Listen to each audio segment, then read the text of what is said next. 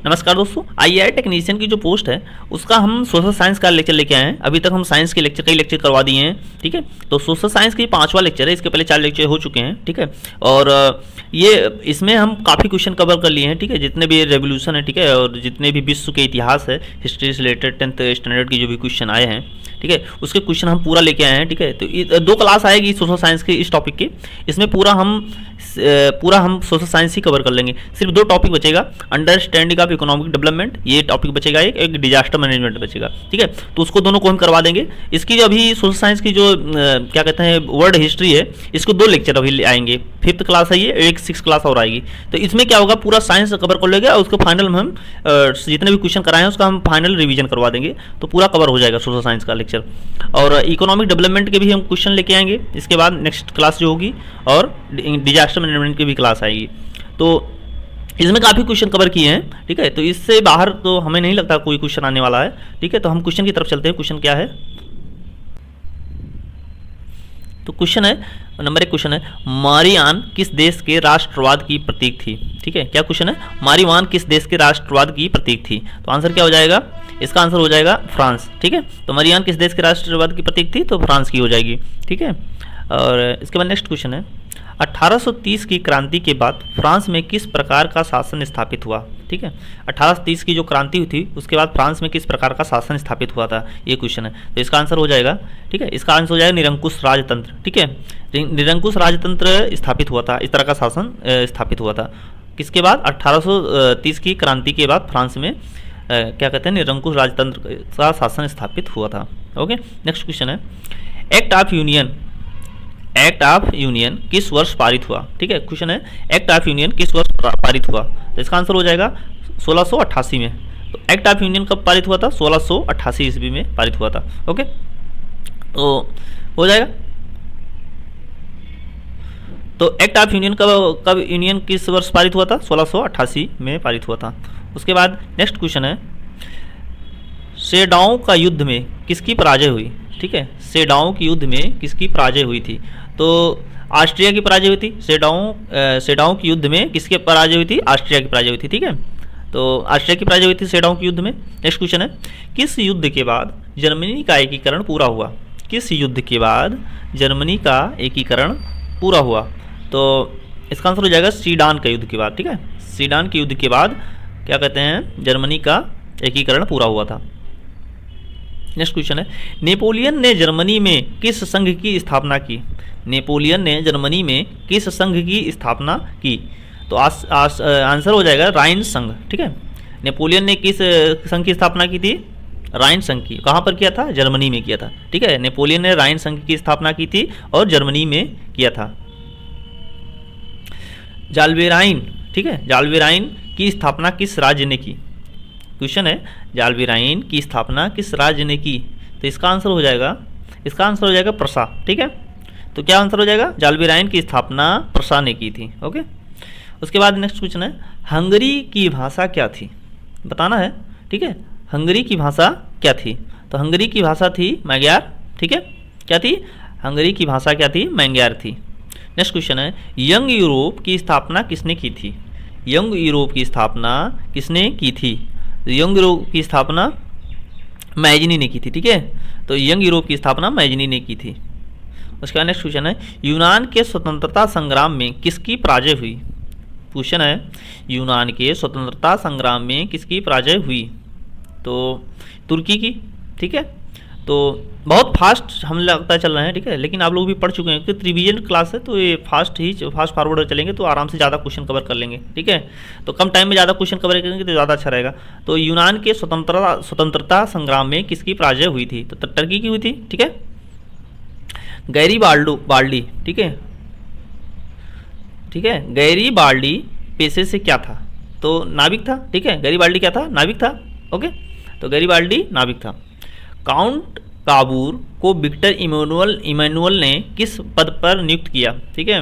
Count काबूर को Victor Emmanuel ने किस पद पर नियुक्त किया। तो आंसर हो जाएगा प्रधानमंत्री, ठीक है। प्रधानमंत्री के पद पर विक्टर इमैनुअल ने किसको नियुक्त किया था, काउंट काबूर को, ठीक है। रक्त एवं लौह की नीति का अवलंबन किसने किया था।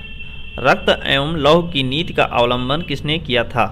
तो आंसर हो जाएगा बिस्मार्क ने किया था। ठीक है, तो रक्त एवं लौह की नीति का अवलंबन बिस्मार्क ने किया था। उसके बाद नेक्स्ट क्वेश्चन है, वियना कांग्रेस के द्वारा फ्रांस में किस शासक वंश की पुनर्स्थापना की गई थी? तो वियना कांग्रेस के द्वारा फ्रांस में किस शासन वंश की स्थापना की गई थी? तो आंसर हो जाएगा बूबो। ठीक है, बूबो। तो वियना कांग्रेस के द्वारा फ्रांस में बूबो शासक वंश की पुनर्स्थापना की गई थी। ओके, उसका नेक्स्ट क्वेश्चन है, जर्मन राइन राज्य का निर्माण किसने किया था? तो जर्मन राइन राज्य का निर्माण किसने किया था?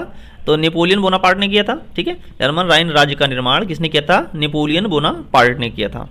ठीक है, यूरोप वासियों के लिए किस देश का साहित्य एवं ज्ञान विज्ञान प्रेरणा स्रोत रहा? ठीक है, यूरोप वासियों के लिए किस देश का साहित्य एवं ज्ञान विज्ञान प्रेरणा स्रोत रहा? ठीक है, तो प्रेरणा स्रोत जो रहा है यूनान रहा। ठीक है, यूरोप वासियों के लिए। इटली एवं जर्मनी वर्तमान में किस महादेश के अंतर्गत आते हैं? ठीक है, इटली और एवं जर्मनी वर्तमान में किस महादेश के अंतर्गत आते हैं? तो आंसर हो जाएगा यूरोप। ठीक है, तो इटली और जर्मनी वर्तमान में यूरोप के महादेश के अंतर्गत आते हैं। इटली तथा ये नेक्स्ट क्वेश्चन हो गया, दोबारा रिपीट हो गया है। ठीक है, तो इसका आंसर यूरोप ही हो जाएगा। ठीक है, इटली तथा जर्मनी वर्तमान में किस महादेश के अंतर्गत आते हैं? तो यूरोप। ठीक है, फ्रांस में किस शासन वंश की पुनर्स्थापना वियना कांग्रेस के द्वारा की गई थी? ठीक है, फ्रांस में किस शासन वंश की पुनः स्थापना वियना कांग्रेस के द्वारा की गई थी? तो बूर्बो वंश। ठीक है, बूर्बो वंश के द्वारा वियना कांग्रेस के द्वारा स्थापना की गई थी। ठीक है, किसका? बूर्बो वंश की। मैजनी का संबंध किस संगठन से था? ठीक है, क्वेश्चन है, मैजनी का संबंध किस संगठन से था? तो मैजनी का संबंध कार्बोनरी से था। ठीक है, कार्बोनरी से था।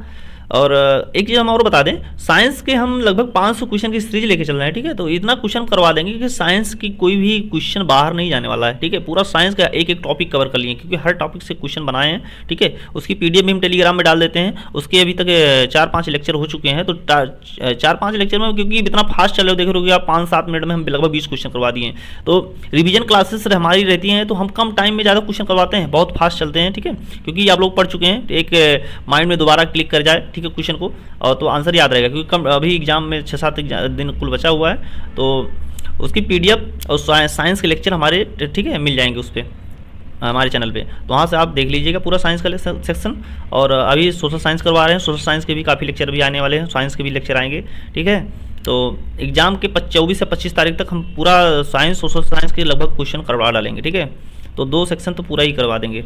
और जीके आप लोग तो भी इधर उधर से पढ़ ही रहे होंगे, इसको करंट अफेयर्स भी पढ़ रहे होंगे। ठीक है, और मैथ्स तो पढ़ ही रहे हैं। तो 2 तो एकदम पूरा अच्छे से हम करवाने वाले हैं। ठीक है, और साइंस के और सोशल साइंस के लेक्चर। ठीक है, तो इसका जो पीडीएफ होगी, जो अभी क्लास चल रही है, इसकी पीडीएफ भी आपको टेलीग्राम पे लिंक मिल जाएगा, और लिंक जो है डिस्क्रिप्शन में मिल जाएगा। ठीक है, टेलीग्राम का लिंक, तो वहाँ से आप क्या कहते हैं, पीडीएफ डाउनलोड कर लीजिएगा। ओके, तो क्वेश्चन है, मैजनी का संबंध किस संगठन से था? ठीक है, तो कार्बोनरी से था। ठीक है, मैजनी का संबंध किससे था? कार्बोनरी संगठन से था। ठीक है, उसके बाद नेक्स्ट क्वेश्चन है, इटली एवं जर्मनी के एकीकरण के विरुद्ध निम्न में से कौन था? ठीक है, इटली और जर्मनी के एकीकरण के विरुद्ध निम्न में कौन था? तो इटली और जर्मनी के एकीकरण के विरुद्ध में जर्मनी मतलब क्या कहते हैं, विरुद्ध कौन था? ऑस्ट्रिया था। ठीक है, तो ऑस्ट्रिया था इटली और जर्मनी के एकीकरण के लिए विरुद्ध, तो ऑस्ट्रिया हो जाएगा आंसर। उसके बाद जालबेरिन की कैसी संस्था थी? ठीक है, जालबेरिन कैसी संस्था थी? तो जालबेरिन व्यापारियों की संस्था थी। ठीक है, कैसी संस्था थी? व्यापारियों की थी। उसके बाद नेक्स्ट क्वेश्चन है, नेपल्स की क्रांति कब हुई थी? ठीक है, क्या है? नेपल्स की क्रांति कब हुई थी? 1821 ईस्वी में। तो नेपल्स की क्रांति कब हुई थी? 1821 ईस्वी में हुई थी। ठीक है, नेपल्स की क्रांति। चार्टिस्ट आंदोलन कहाँ हुआ? ठीक है, तो चार्टिस्ट आंदोलन कहाँ पर हुआ था? तो चार्टिस्ट आंदोलन इंग्लैंड में हुआ था। ठीक है, तो कहाँ पर हुआ था? चार्टिस्ट आंदोलन इंग्लैंड में हुआ था। ओके, यूनान एक स्वतंत्र राष्ट्र घोषित किया गया था। तो यूनान एक स्वतंत्र राष्ट्र घोषित किया था, कब किया गया था? ठीक है, ये बताना है। यूनान एक स्वतंत्र राष्ट्र घोषित किया गया था। ठीक है, अच्छा, यूनान एक चीज़ और बोलते हैं, यूनान को बोलते हैं यूरोप का पालना बोलते हैं। ठीक है, यूनान को ही बोला जाता है, तो यूनान को बोला जाता है यूरोप का पालना। ठीक है, ठीक है, मानव सभ्यता का पालना भी कहते हैं। ठीक है, यूनान को क्या एक चीज़ और बोलते हैं, मानव सभ्यता का पालना भी बोलते हैं। ठीक है, तो यूनान को एक स्वतंत्र राष्ट्र घोषित किया गया था। कब किया गया था? 1832 ईस्वी में किया गया था। यूनान को एक स्वतंत्र राष्ट्र घोषित किया गया था 1832 ईस्वी में। ओके, कार्बोनरी संगठन किस वर्ष हुआ? कार्बोनरी संगठन किस वर्ष हुआ? तो 1810 ईस्वी में हुआ। ठीक है, कार्बोनरी संगठन किस वर्ष हुआ था? तो 1810 ईस्वी में हुआ था। ओके, एड्रियानोपुल, ठीक है, की संधि कब हुई? ठीक है, एड्रियानोपुल की संधि कब हुई?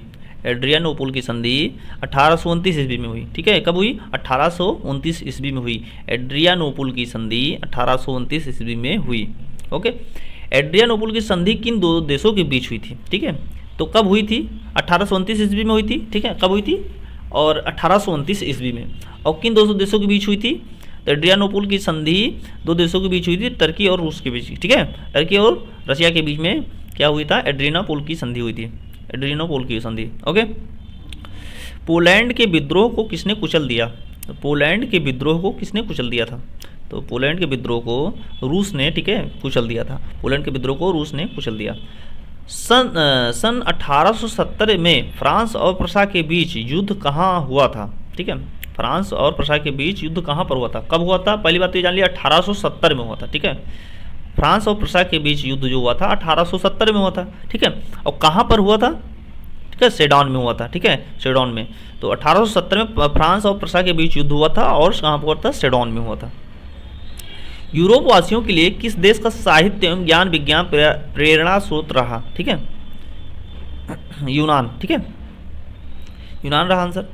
उसके बाद यूनान स्वतंत्रता आंदोलन के दौरान कौन ब्रिटिश कवि शहीद हुए? ठीक है, क्वेश्चन है, यूनानी स्वतंत्रता आंदोलन के दौरान कौन ब्रिटिश कवि शहीद हुए थे?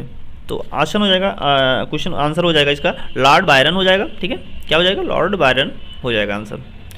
जाल्वेराइन की स्थापना किस राज्य ने की? ठीक है, जाल्वेराइन की स्थापना किस राज्य ने की थी? तो किसने किया था? प्रसा ने किया था। जाल्वेराइन की स्थापना किस राज्य ने की थी? प्रसा ने किया था। ओके, नेक्स्ट क्वेश्चन है, हंगरी की भाषा क्या थी? तो हंगरी की भाषा क्या थी? मैंग्यार थी। ओके, हंगरी की भाषा क्या थी? मैंग्यार थी। यूनान के स्वतंत्रता संग्राम में किसकी पराजय हुई? यूनान के स्वतंत्रता संग्राम में किसकी पराजय हुई थी? ओके, तो यूनान के स्वतंत्रता संग्राम में टर्की की पराजय हुई थी। ठीक है, यूनान के स्वतंत्रता संग्राम में क्या कहते हैं, तुर्की की क्या हुई थी? पराजय हुई थी।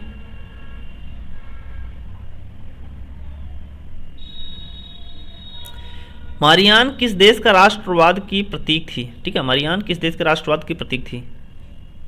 तो मारियान किस देश के राष्ट्रवाद की प्रतीक थी? फ्रांस की। ठीक है, ये क्वेश्चन फिर हमें लगता है रिपीट हो गया, इसके पहले भी क्वेश्चन आ जाएगा, 2 बार आ चुका है इस क्वेश्चन। ठीक है, कोई बात नहीं। तो देखते हैं इसका आंसर क्या है। तो आप लोग देख लिए होंगे, इस क्वेश्चन का आंसर क्या है? फ्रांस है। मारियान किस देश के राष्ट्रवाद की प्रतीक थी? फ्रांस की थी। ओके, यूरोपीय सभ्यता का पालना किसे कहा जाता है? ठीक है, अभी मैंने बताया यूरोपीय सभ्यता का पालना, अभी मैंने बताया जस्ट इस क्वेश्चन पहले। ठीक है, तो यूरोपीय सभ्यता का पालना किसे कहा जाता है? ठीक है, यूनान को कहा जाता है। ठीक है, किसको कहा जाता है? यूनान को कहा जाता है। एक्ट ऑफ यूनियन किस वर्ष पारित हुआ? एक्ट ऑफ यूनियन किस वर्ष पारित हुआ? तो कब पारित हुआ था? 1688 में पारित हुआ था। कब हुआ था? एक्ट ऑफ यूनियन किस वर्ष पारित हुआ था? 1688 में पारित हुआ था। 1789 की फ्रांसीसी क्रांति के समय वहाँ किस राजवंश का शासन था? 1789 की फ्रांसीसी क्रांति जो हुई थी, फ्रेंच रिवॉल्यूशन जो हुआ था, कब हुआ था? 1789 की ईस्वी में हुआ था। अच्छा, एक क्वेश्चन में मैंने 1789 क्या कहते हैं 1789 में लिखा था फ्रेंच रेवोल्यूशन जो हुआ था, लेकिन पढ़ दिया था 1989। तो बहुत लोग कमेंट कर रहे थे पहले पढ़ना सीखो ये वो, तो हो जाती हैं गलतियाँ, सबसे होती हैं। कभी कभी होता है कि जो सामने लिखा है उसको भी पढ़ने में दिक्कत कभी कभी हो जाते गलतियाँ। तो अभी तो मैं सही पढ़ रहा हूँ। ठीक है, देख लीजिए, 1789 की फ्रांसीसी क्रांति के समय वहाँ किस राजवंश का शासन था? ठीक है, किसका राजवंश का शासन था? बूर्बो का था। ठीक है, किसका था? बूर्बो का। ठीक है, राजवंश का शासन था। उसके बाद नेपोलियन संहिता किस वर्ष लागू की गई? ठीक है, नेपोलियन संहिता किस वर्ष लागू की गई? तो नेपोलियन संहिता किस वर्ष लागू की गई थी? 1804 में। ठीक है, कब लागू हुई थी नेपोलियन संहिता? किस वर्ष लागू की गई? 1804 में। जर्मनी के एकीकरण के लिए बिस्मार्क ने कितने युद्ध किए? तो जर्मनी के मतलब बिस्मार्क जो बोला जाता है, बिस्मार्क जो था जर्मनी के एकीकरण के लिए जिम्मेदार बोला जाता है, ठीक है। बिस्मार्क ने ही जर्मनी के एकीकरण के लिए ही काम किया था। तो बिस्मार्क ने कितने युद्ध लड़े थे, ये पूछ रहा क्वेश्चन, ठीक है। तो कितने युद्ध लड़े थे? 3 युद्ध लड़े थे, ठीक है। जर्मनी के एकीकरण के लिए बिस्मार्क ने 3 युद्ध लड़े थे। वियना कांग्रेस में कौन राष्ट्र सम्मिलित नहीं था? वियना कांग्रेस में कौन राष्ट्र सम्मिलित नहीं था, ठीक है। तो क्या आंसर हो जाएगा इसका? जर्मनी, ठीक है। जर्मनी जो था वो सम्मिलित नहीं था, ओके। तो वियना कांग्रेस में जर्मनी सम्मिलित नहीं था, ठीक है। तो वियना कांग्रेस में कौन राष्ट्र सम्मिलित नहीं था? जर्मनी सम्मिलित। प्लास्टिक मनी के रूप में जाना जाता है। प्लास्टिक मनी कौन सी होती है? क्रेडिट कार्ड को बोलते हैं प्लास्टिक मनी, हो गया। उसके बाद है नेक्स्ट क्वेश्चन, भारत में असमानता का प्रमुख कारण क्या है? तो भारत में असमानता का प्रमुख कारण क्या है? गरीबी है। पॉवर्टी क्या है? असमानता का प्रमुख कारण है। उसके बाद नेक्स्ट है, किस वर्ष में किसान क्रेडिट कार्ड योजना शुरू की गई थी? तो किसान क्रेडिट कार्ड योजना कब शुरू की गई थी? 1998 में शुरू की थी किसान क्रेडिट कार्ड योजना। और ये नाबार्ड का प्रोडक्ट है। किसका है? नाबार्ड का प्रोडक्ट है, NABARD, नाबार्ड का प्रोडक्ट है, ठीक है। और नाबार्ड का प्रोडक्ट है किसान क्रेडिट कार्ड योजना। और नाबार्ड की स्थापना कब हुई थी? 1982 में हुई थी, 1982 में हुई थी। इसका हेडक्वार्टर कहाँ है? मुंबई में है, ठीक है। तो नेक्स्ट क्वेश्चन चलते हैं, वार्षिक आर्थिक सर्वेक्षण किसके द्वारा प्रकाशित किया जाता है? तो वार्षिक आर्थिक सर्वेक्षण किसके द्वारा प्रस्तुत किया जाता है? वित्त मंत्रालय के अंतर्गत इसको दिया जाता है। और इसको जो क्या कहते हैं, इकोनॉमिक सर्वे जो होता है, इसको प्रेजेंट करने वाले कौन होते हैं? ये चीफ इकोनॉमिक एडवाइजर होते हैं, ठीक है। कौन होता है? चीफ इकोनॉमिक एडवाइजर है। और प्रेजेंट टाइम में चीफ इकोनॉमिक एडवाइजर कौन है? सुब्रमण्यम स्वामी है, ठीक है। तो ये क्वेश्चन हो गया होगा। उसके बाद नेक्स्ट चलते हैं, माल एवं सेवा कर मतलब जीएसटी जिसे कहते हैं, संवैधानिक कौन सा संवैधानिक संशोधन था? ये पूछ रहा है कि कौन सा संवैधानिक संशोधन था। तो बहुत लोगों को पता होगा 101वां संवैधानिक संशोधन है। कौन सा है? 101वां संवैधानिक संशोधन है। नेक्स्ट क्वेश्चन है, अच्छा हाँ ठीक है, नेक्स्ट क्वेश्चन में चलते हैं। इसी में जीएसटी जो है वो 101वां संवैधानिक संशोधन है। इसके कुछ कंटेंट है, जैसे कि जीएसटी कहाँ से लिया गया था? तो जीएसटी फ्रांस से, जो भारत की जीएसटी है वो फ्रांस से लिया गया था, ठीक है। और कब शुरू हुआ था? 1 जुलाई 2017, 1 जुलाई, ठीक है, 1 जुलाई 2017। 1 जुलाई को क्या मतलब जीएसटी डे मनाया जाता है, ठीक है। 1 जुलाई को क्या मनाया जाता है? जीएसटी डे मनाया जाता है, ठीक है। और पहला स्टेट जो है जीएसटी को लागू करने वाला पहला स्टेट कौन सा है? असम है, ठीक है। कौन सा है? असम। तो पहला स्टेट हो गया असम। नेक्स्ट क्वेश्चन चलते हैं। नेक्स्ट क्वेश्चन है, माइक्रो अर्थशास्त्र का प्रयोग किसके द्वारा किया गया था? ठीक है, माइक्रो अर्थशास्त्र जो है उसका प्रयोग किसने किया था? तो इसका प्रयोग किया था रदरफिश ने किया था। किसने किया था? रदरफिश ने किया था। नेक्स्ट क्वेश्चन है, किस पंचवर्षीय योजना के दौरान भारत ने विकास की रणनीति के पर्यावरणीय स्थायित्व को सुनिश्चित करना निर्धारित किया था? तो कौन सी थी पंचवर्षीय योजना? 9वीं पंचवर्षीय योजना थी, ठीक है। कौन सी योजना पंचवर्षीय योजना थी? 9वीं पंचवर्षीय योजना थी।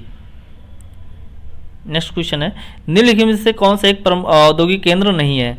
तो कौन सा औद्योगिक केंद्र नहीं है? सबको पता है कोयम्बटूर औद्योगिक केंद्र है, कोयम्बटूर औद्योगिक केंद्र है, कोलकाता भी है, मुंबई भी है। औद्योगिक केंद्र कौन सा है? मदुरई नहीं है, ठीक है, मदुरई नहीं है, ओके। तो ठीक है, स्टार्ट करते हैं। ये एक और कुछ पॉइंट हम इसमें ऐड करना चाहेंगे, जिसको मैक्रो अर्थशास्त्र का प्रयोग किसने किया था? रदरफिश ने किया था। और रदरफिश को 1900 क्या कहते हैं 1969 में नोबेल प्राइज दिया गया था, ठीक है। 1969 में नोबेल प्राइज दिया था। इंडिया में नोबेल प्राइज किसको किसको मिला है, ये भी अभी इसी के अंतर्गत जान लीजिए। तो इंडिया में नोबेल प्राइज सबसे पहले इकोनॉमिक्स के क्षेत्र में कब मिला था? 1998 में अमृत सेन को मिला था। 1998 में किसको मिला था? 1998 में किसको मिला था? अमृत सेन, ठीक है, अमृत सेन, ठीक है।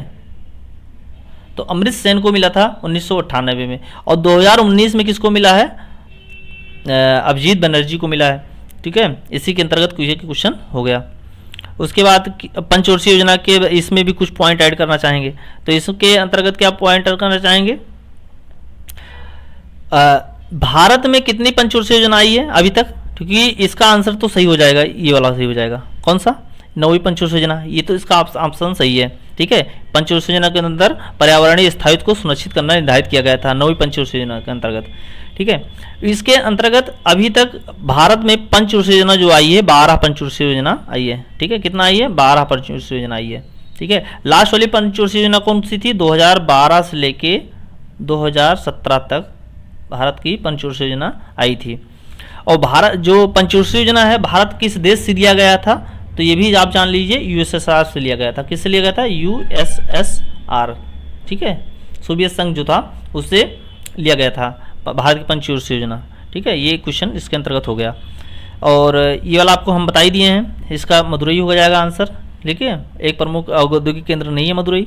ठीक है, उसके बाद है नेक्स्ट वाला है निम्नलिखित। हाँ ठीक है, ये भी हो गया है।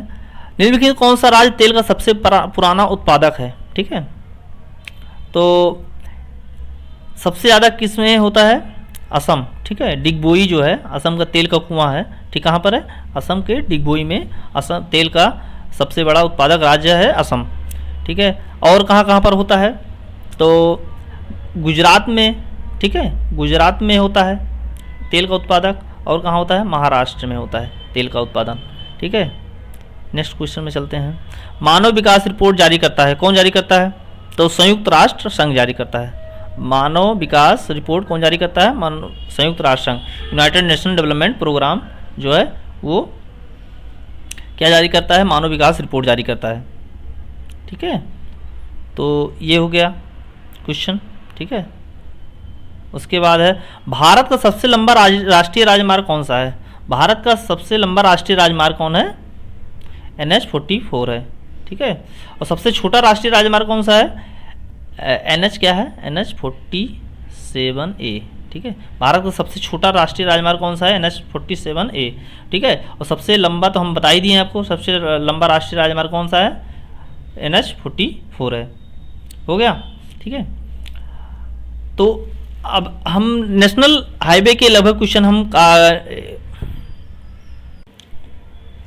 तो नेशनल हाईवे के हम क्वेश्चन आपको करवा दिए हैं। नेशनल हाईवे के हम एक लेक्चर अभी लिए थे कुछ दिन पहले। ठीक है, तो भारत के राष्ट्रीय राजमार्ग के बारे में हम अच्छे से डिटेल में करवाए हैं। अगर आपको देखना है राष्ट्रीय राजमार्ग के बारे में, क्योंकि एक दो क्वेश्चन हर एग्जाम में बन जाते हैं इस तरह के नेशनल हाईवे के बारे में, तो आपको अगर देखना है नेशनल हाईवे के बारे में तो हम इसके लिंक डिस्क्रिप्शन में डाल देंगे। इसके वीडियो हम बनाए हैं। ठीक है, तो आप इसको देख लीजिएगा। ठीक है, भारत का राष्ट्रीय राजमार्ग ये इंपॉर्टेंट क्वेश्चन है, इसके बारे में जरूर पूछता है क्वेश्चन में। एक दो क्वेश्चन हम हर एग्जाम में एक दो क्वेश्चन आते हैं। ठीक है, तो हम इसको लिंक डिस्क्रिप्शन में डाल देंगे, आप इसको जरूर देखिएगा। ठीक है, भारत के राष्ट्रीय राजमार्ग के बारे में। ठीक है, हम अब आगे चलते हैं। गांधीवादी अर्थव्यवस्था का आधार क्या है? ठीक है, तो गांधीवादी अर्थव्यवस्था सबको पता है।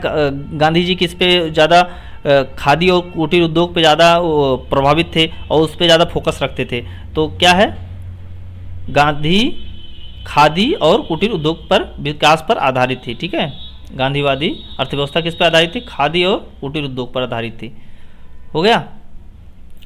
उसके बाद नेक्स्ट क्वेश्चन है, इनमें से कौन सा शब्द बैंकिंग वित्त से संबंधित नहीं है? ठीक है, तो सबको पता है कि EMI जो होती है, सबको पता है EMI क्या कहते हैं? बैंकिंग से रिलेटेड ही है। ठीक है, मैच्योरिटी क्या होता है कि हर जैसे किसी कंपनी में 5 साल 6 साल काम करते हैं तो उसमें कुछ हिस्से कंपनी आपको रख लेती है। ठीक है, उसको इकट्ठा करके उसको कुछ परसेंटेज ब्याज के साथ आपको वापस कर देती है, तो उसे मैच्योरिटी कहते हैं। ठीक है, तो ये मैच्योरिटी भी होती है और ये भी उससे रिलेटेड है। क्रेडिट वार्प भी उससे रिलेटेड है, लेकिन फैलाव है डिफ्यूजन जो है ये बैंकिंग से रिलेटेड नहीं है। ठीक है, उसके बाद नेक्स्ट है, निम्न में कौन सा उपभोक्ता आंदोलन का वैध कारण है? ठीक है, उपभोक्ता आंदोलन का वैध कारण क्या है? भोजन का अभाव। ठीक है, इससे क्या होता है? उपभोक्ता जो आंदोलन करते हैं उसमें अगर भोजन की कमी हो जाएगी तब भी उपभोक्ता आंदोलन करने लगेंगे। कालाबाजारी मतलब गलत तरीके से किसी सामान को बेचा खरीदा जाता है, कालाबाजारी हो रही है। ठीक है, तो ये भी होता है उपभोक्ता आंदोलन का मेन कारण। माल की गुणवत्ता, मान लो कोई सामान है उसमें कोई गुणवत्ता की कमी है। ठीक है, अगर तो इसको भी उपभोक्ता आंदोलन इससे भी रिलेटेड है, तो क्या हो जाएगा इसका आंसर? उपरोक्त सभी हो जाएगा। ठीक है, उपरोक्त सभी हो जाएगा। भारत में शिक्षा प्रणाली में मुख्य रूप से, ठीक है, कितने स्तर होते हैं? तो भारत में कितने स्तर होते हैं? इसके 6 स्तर होते हैं। ठीक है, कितने स्तर होते हैं? 6 स्तर होते हैं। नेक्स्ट क्वेश्चन है, निम्नलिखित से कौन सा औद्योगिक क्षेत्र भारत में आईटी उद्योगों के लिए प्रसिद्ध है? ठीक है, तो सबको पता है बेंगलुरु जो है आईटी की हब, आईटी के लिए हब है। सिलिकॉन वैली क्या बोलते हैं? बेंगलुरु को ही सिलिकॉन वैली बोलते हैं। तो क्या हो जाएगा इसका आंसर? आईटी उद्योगों के लिए क्या प्रसिद्ध है? बेंगलुरु और तमिलनाडु के औद्योगिक क्षेत्र के रूप में जाना जाता है, आईटी हब के रूप में जाना जाता है। निम्नलिखित में से क्या असंगठित क्षेत्र का कार्य है? तो असंगठित क्षेत्र का कार्य क्या है? दैनिक वेतनभोगी कर्मचारी को क्या बोलते हैं? असंगठित क्षेत्र बोलते हैं। ठीक है, जो डेली वेज वर्कर होते हैं उन्हीं को क्या बोलते हैं? असंगठित क्षेत्र बोलते हैं। ठीक है, नेक्स्ट क्वेश्चन है, भारत में ब्रिटिश शासन के दौरान निम्नलिखित में से किस प्रकार के नगरों का नियोजन और विकास नहीं किया गया था? तो कौन कौन से? छावनी शहर तो बसाया था, कंटोनमेंट टाउन्स जो थे वो अंग्रेज लोग बसवाए थे। ठीक है, रेलवे कॉलोनी बसवाए थे, हिल स्टेशन बसवाए थे, लेकिन मॉडल शहर जो था वो नहीं था। ठीक है, ब्रिटिश शासन के दौरान मॉडल शहर नहीं बसाए गए थे। ठीक है, अभी प्रेजेंट टाइम में अब आपकी गवर्नमेंट क्या कर रही है? मॉडल शहर बसवा रही है। ठीक है, तो ये अंग्रेजों के ज़माने में नहीं था। लिखा है, भारत में किस आयु वर्ग को आर्थिक रूप से उत्पादक माना जाता है? ठीक है, तो क्या माना जाता है? आयु वर्ग को किस आयु वर्ग को माना जाता है? 15 से 59 साल के आयु वर्ग को क्या माना जाता है? आर्थिक रूप से उत्पादक माना जाता है। औद्योगिक और वित्तीय पुनर्निर्माण बोर्ड का स्थापित किया गया था। ठीक है, तो कब स्थापित किया गया था? तो 1987 में। ठीक है, तो औद्योगिक और पुनर्निर्माण बोर्ड का स्थापना कब की गई थी? 1987 में की गई थी। ठीक है, नेक्स्ट क्वेश्चन है, स्वतंत्र भारत का पहला केंद्रीय बजट, स्वतंत्र भारत का पहला केंद्रीय बजट किसने के द्वारा प्रस्तुत किया गया था? तो स्वतंत्र भारत का पहला केंद्रीय बजट किसके द्वारा था? रामास्वामी कंदास्वामी षष्ठमुखम चेट्टी। ठीक है, रामास्वामी कंदास्वामी षष्ठमुखम चेट्टी। ठीक है, इनके द्वारा सबसे पहले क्या कहता था? भारत का केंद्रीय बजट प्रस्तुत किया गया था। ठीक है, तो भारत का केंद्रीय बजट कब आया था? पहली बार 1860 में रामास्वामी कंदास्वामी षष्ठमुखम चेट्टी ने प्रस्तुत किया था। ठीक है, ये हो गया। भारत में सबसे ज़्यादा, इसका आंसर तो हो जाएगा क्या? भारत, इसका आंसर तो ये हो जाएगा, लेकिन भारत में सबसे ज़्यादा जो 10 बार मोरारजी देसाई ने केंद्रीय बजट प्रस्तुत किया है। ठीक है, किसने किया है? मोरारजी देसाई ने किया है। और डिजिटल बजट जो है 2021 की निर्मला सीतारमण ने प्रस्तुत किया था। कब किया था? 2021 में। ठीक है, निर्मला सीतारमण ने लैपटॉप के जरिए डिजिटल बजट प्रस्तुत किया था। तो हो जाएगा। तो मैंने क्या पॉइंट बताया? मोरारजी देसाई 10 बार सबसे ज़्यादा बजट पेश करने वाले आदमी थे। ठीक है, नेक्स्ट क्वेश्चन है, निम्नलिखित में से क्या मौजूदा परिसंपत्ति का एक उदाहरण नहीं है? ठीक है, तो मौजूदा परिसंपत्ति का उदाहरण क्या क्या है? नगद है। ठीक है, इन्वेंट्री भी है, बिल रिवेबल भी है, प्राप्य बिल भी है, और बिल्डिंग नहीं है। ठीक है, बिल्डिंग नहीं है। ठीक है, मौजूदा परिसंपत्ति क्या है? बिल्डिंग नहीं है, भवन। निम्नलिखित में से कौन सी जगह स्टील उत्पादक से संबंधित नहीं है? ठीक है, तो स्टील उत्पादक से आपको पता होना चाहिए क्या क्या है। पहली बात तो जमशेदपुर झारखंड, ये भी स्टील उत्पादक के लिए संबंधित है।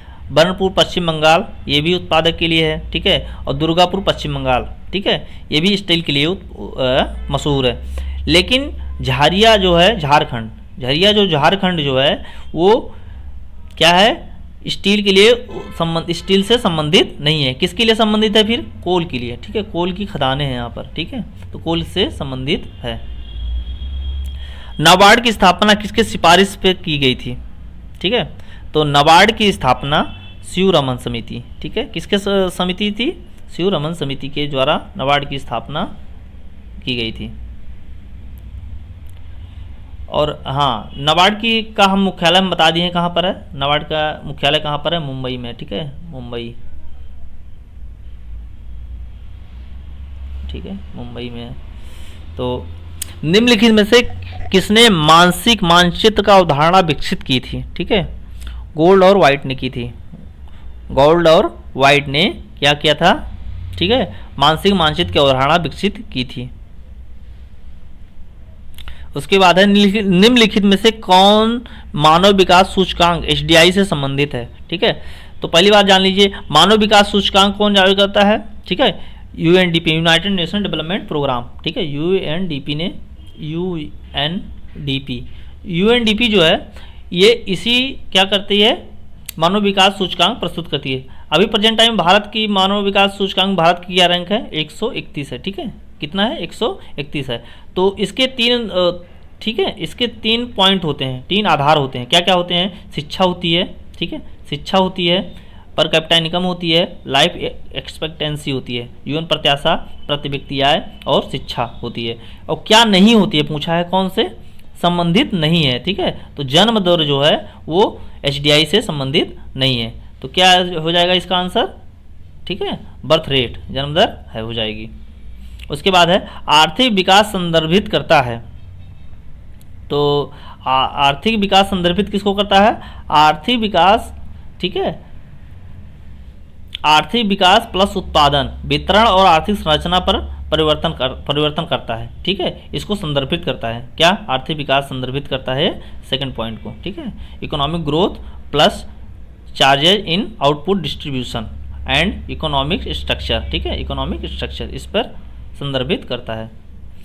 भारत का राष्ट्रीय आय किसके द्वारा संकलित की जाती है, ठीक है, तो भारत की राष्ट्रीय आय किसके द्वारा संकलित की जाती है, तो लगभग लोगों को पता होगा, सेंट्रल स्टैटिकल ऑर्गेनाइजेशन, केंद्रीय सांख्यिकीय संगठन के द्वारा भारत की राष्ट्रीय आय संकलित की जाती है। भारत का पंचवर्षीय योजना मॉडल कहाँ से लिया गया था, अभी मैं पिछले क्वेश्चन में बताया था कि कहाँ से लिया गया था, भारत का पंचवर्षीय योजना मॉडल सोवियत संघ से लिया गया, ठीक है, सोवियत संघ से लिया गया था, सेकंड वाला सही है, ठीक है। मुद्रा क्या है, तो मुद्रा क्या है, रिफाइनेंसिंग एजेंसी है, ठीक है, पुनर्वित्त एजेंसी है, ठीक है, सेकंड वाला सही हो जाएगा, पुनर्वित्त एजेंसी है। उसके बाद है निम्नलिखित में किसे अर्थव्यवस्था के पिता के रूप में जानता है। इस क्वेश्चन को तो सभी हर किसी को पता होना चाहिए कि अर्थव्यवस्था के पिता के रूप में किसे जाना जाता है। तो अर्थव्यवस्था के पिता के रूप में किसे जाना जाता है, एडम स्मिथ को जाना जाता है, ठीक है, एडम स्मिथ को जाना जाता है। निम्नलिखित में से कौन सा राज्य भारत में खाद्यान्न का सबसे बड़ा उत्पादक है, तो खाद्यान्न का सबसे बड़ा उत्पादक कौन सा राज्य है, और ओवरऑल सब जितने भी फूड होते हैं, मतलब कितने भी खाद्यान्न होते हैं, सब मिला के उत्तर प्रदेश का जो खाद्यान्न है सबसे ज़्यादा है। 1991 में शुरू की गई आर्थिक नीति की मुख्य विशेषता क्या थी, तो आर्थिक नीति जो आई थी 1991 में, ठीक है, इसका क्या कहते हैं, मुख्य विशेषता जो थी वो उदारीकरण थी, ठीक है, उदारीकरण थी, निजीकरण थी, भूमंडलीकरण थी। तो सभी हो जाएगा, सब सही हो जाएगा 1991, ठीक है। IRDP को किस योजना के दौरान पेश किया गया था, ठीक है, IRDP को किस योजना के अंतर्गत पेश किया गया था, तो IRDP को 6वीं पंचवर्षीय योजना अंतर्गत पेश किया गया था, 6वीं पंचवर्षीय योजना, ठीक है, सेकंड वाला सही है, 6वीं पंचवर्षीय योजना के अंतर्गत IRDP को प्रस्तुत किया गया था। तो लगभग ये 40 क्वेश्चन रहे होंगे, ठीक है, हम 40 क्वेश्चन लेके आए हैं इकोनॉमिक्स के। अगर हमारे चैनल को शेयर और सब्सक्राइब कर दीजिएगा, ठीक है, अगर अच्छा लगा हो, और अगर शेयर और सब्सक्राइब और व्यूज अच्छे आते हैं तो हम नेक्स्ट पार्ट लेके आएंगे इकोनॉमिक्स में, क्योंकि बहुत से बच्चे परेशान हैं इकोनॉमिक्स में कि इकोनॉमिक्स में पूछा क्या जाएगा, कहाँ से क्वेश्चन आएगा, क्या आएगा। तो इकोनॉमिक डेवलपमेंट में जो प्रेजेंट टाइम में सिनेरियो है, जो प्रेजेंट क्वेश्चन अभी इकोनॉमिक बन रही है, इस तरह के क्वेश्चन इसमें आएंगे, ठीक है। तो इसको इतना ही पार्ट था, लगभग 40 क्वेश्चन हम आपको करवा दिए हैं, ठीक है। अगर अच्छा लगा, सेशन अच्छा लगा हो तो आप शेयर और सब्सक्राइब भी कर दीजिएगा, ठीक है। धन्यवाद।